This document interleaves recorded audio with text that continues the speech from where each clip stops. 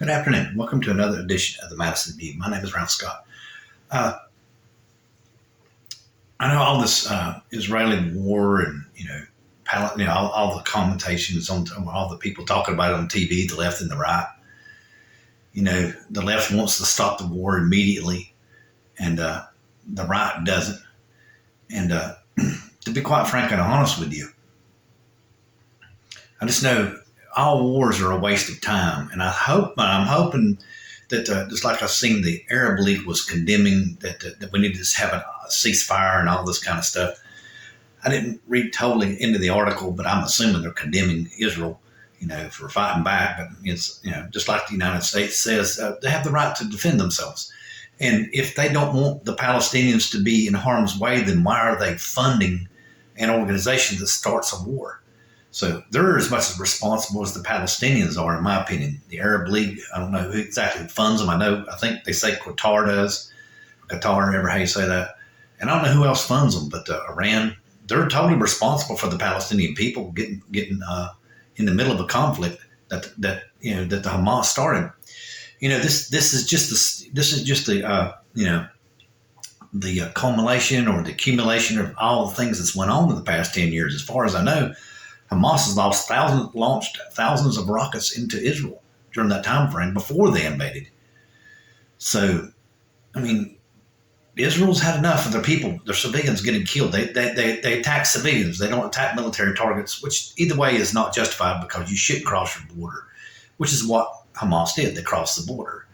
And here's the biggest thing that the Palestinian Americans, in my opinion, are not even thinking about is that the Palestinians embrace Hamas. If they didn't, they wouldn't be in there right now. They wouldn't be anywhere near it. They stood by while they launched rockets from their territory on the innocent women and children. That first volley of rockets they started launching, as far as I know, was aimed at schoolyards in Israel. So Hamas tries to kill women and children. It's very obvious. So, once you cross that bridge, in my opinion, or that road, wherever how you want to say it, or start down that road, in my opinion, you need to accept the consequences that come along with it. It's a very old country saying, you don't know what you have till your chickens come home to roost. So it's a very old saying. Basically, the people you accept and you let roost or stay in your home or whatever you want to say, you don't know what consequences you're going to get till they come home. While they're out doing whatever it is they're going to do, they come home, all the consequences come home with them. So, you go around killing people, you go around funding people to get killed, which is what the Arab League has done, over the centuries, in my opinion, or definitely decades for sure. People get killed, and it's just another example of, in my opinion, religious extremism. The whole entire world problems right now is just nothing but religious extremism. And the irony of it is that each religion thinks they're better than the other. It doesn't matter what religion it is. It doesn't matter if you're a Christian. It doesn't matter if you're a Muslim. It doesn't matter. Both of them think they're better than the other. But here's the irony of it. You both believe in the same God. It's just little nuanced differences that are in there that you disagree with. And somehow that makes you better than the other one. It's worth killing the other one over. It's so ironic because you're not supposed to kill people. You're supposed to be, the way I understand it and the way I read my religion and all that stuff, the Bible and etc., is you're supposed to live in peace. You're not supposed to go around and murder someone, which is what you're doing when you fund these people and they cross the border like that. They murdered those people.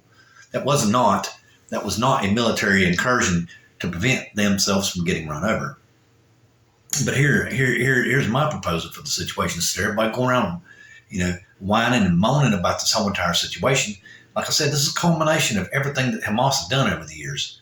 And it ended up with them crossing the border, and now they're in a situation. And it comes down, like I said, the Palestinian people have embraced these people for decades now.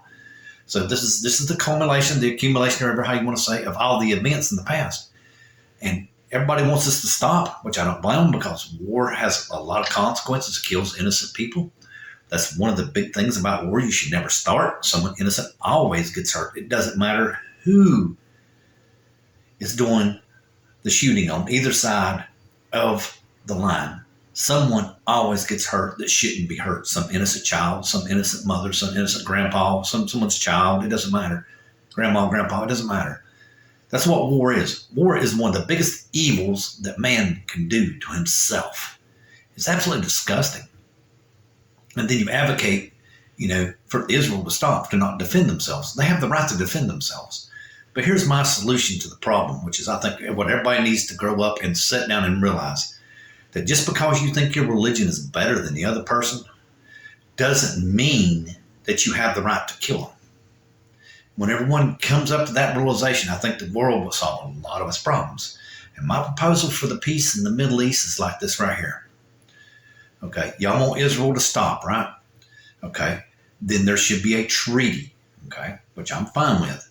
If Hamas launches rockets, crosses the border, does obviously an organized military incursion into Israel, Israel should have the right to confiscate and annex Gaza. Yes, and all the people who want this peace treaty to happen and this peace to stop should agree to take the Palestinian people from that territory into their territory, and that would solve 90% of this problem. Because I guarantee you, if you write in there that Israel has the right to annex Gaza the next time they launch a missile or go across the border, I guarantee you that stuff will stop. I guarantee it will. Because Israel will have the right, and everyone who sits down and wants this treaty to happen, left, right, it doesn't matter, Muslim, Christian, I don't care, Jew, whatever, they should abide by that treaty. And they should pick up those people just as soon as Hamas crosses a border or launches a missile. They should pull their ships up into there and just start unloading Palestinian people, because it's over with for Gaza. Gaza should no longer exist after that. I think it's the only fair thing to do. You cross the border and murder people. That isn't even a war. That's just murder. Y'all, that's not war. That's murder. Yes, that is. And I don't care what religion you're in. As far as I know, it should be against your religious principles. But anyway, like I said, the solution to the problem is everyone needs to sit down in that conference. Everyone needs to sign a treaty. Everybody needs to agree to this in order for this to end once and for all. Yes, once and for all. And that is, okay, we have a ceasefire. Hamas crosses the border again with a missile. It doesn't matter. It doesn't matter if they just have one carload of them come across the border. It doesn't matter. If you incur or make any kind of any kind of action inside the borders of Israel, Israel should have the right to invade you and annex you at this point. That should be enough. That's enough death and enough destruction over religion. Yes, that's what it is. It's over religion. That's what it is. So, unless y'all want to keep on fighting to prove who's best, like a bunch of schoolyard bullies, never mind the children that are caught up in the mess. But, like I said, everybody should be, agree to this. They sit down and sign, and they will take the Palestinian people when Israel comes in and annex them. Everyone will sign a treaty that the Palestinian people can come to their country free with no restrictions whatsoever. They can come to their country and come and live. That's how to solve the problem.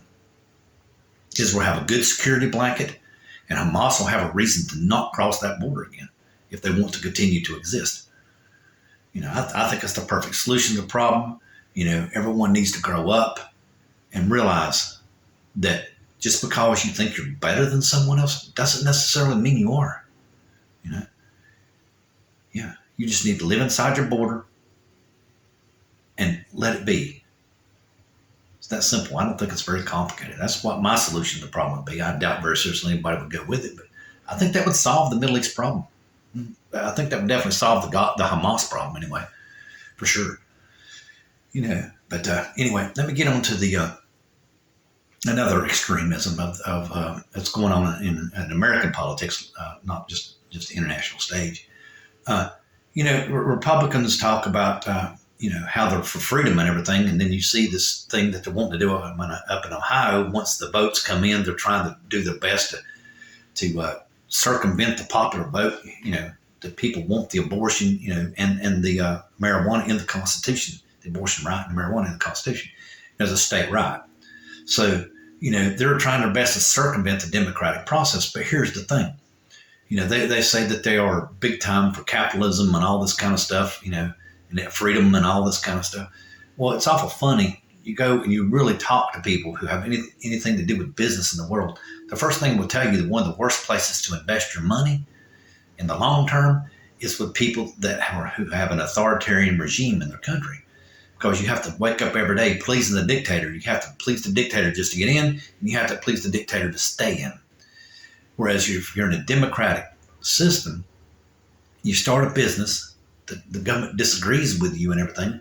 Okay, yes, they can overregulate. Yes, they can. But you can also elect people every 4 years to roll back those regulations. So it's not necessarily as smooth sailing as, getting out on the water with, no wind and just totally glassy water.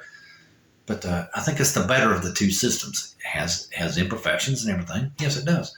But it's the better of the two systems for capitalism. It's the better of the system for peace and for everyone to survive. It's like the whole entire abortion issue. I think this right here would solve 90% of the problem with abortion. Churches, okay, all these people, all these organizations that want to get rid of abortion should offer women alternatives to abortion. I mean, it should be just as easy to give up your child to a religious organization or a government organization, as it is to get an abortion. You should make it more convenient for these people to not have an abortion. And how you do that is, like I said, you have them come in and you take care of all the expenses and everything, make sure that they're taken care of, make sure the baby's taken care of, and then get the baby adopted out into a house, into a home. Give people an alternative to abortion if you want to stop abortion. That's the best thing you can do. If you roll out the carpet and accept people, you're going to be surprised of who will not get an abortion. And I think it's the best idea. I think that giving up your custody of your child, it doesn't matter your age, shouldn't be too much a problem when it comes to if you have the alternative of an abortion or not. And if everyone accepts, I think things will get a lot better. Good night.